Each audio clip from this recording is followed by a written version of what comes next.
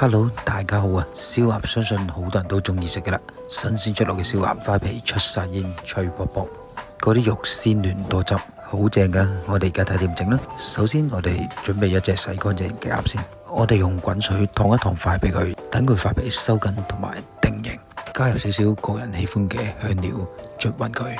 再揾支針縫起佢就可以嘅啦，可以喺表面均勻咁掃出呢個脆皮水。趕時間嘅就用風扇吹個塊皮佢，順便嘅話可以吹一吹埋個頭佢。如果唔趕時間嘅話，我哋可以擺入雪櫃嗰度吹佢一晚都可以嘅。吹咗3個鐘頭之後，嗰塊皮已經係乾到不得了。我哋用把刀敲落去，嗦聲，等咗咁耐，終於可以入爐嘅啦。睇晾翻個架，咁樣隻鴨先至容易熟噶。有得打直燒，梗係更加正啦。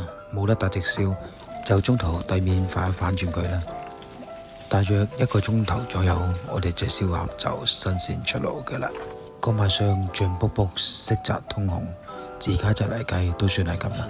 我哋聽下塊皮把聲幾清脆，嗱聲片塊皮試下先啦。自己整俾自己食，梗係熱辣辣食啦。要食凍晒嗰啲，不如落街買就算罷啦。出晒煙，好正啊！死啦，一塊皮唔夠厚，再試個俾你食下先。上次隻雞髀淨係掛住影塊皮，唔記得影肉汁，影得唔夠詳細，跟住啲人又話嚿嘢乾真真噶啦。一個人食晒燒鴨嘅2隻髀，呢種快樂有誰懂？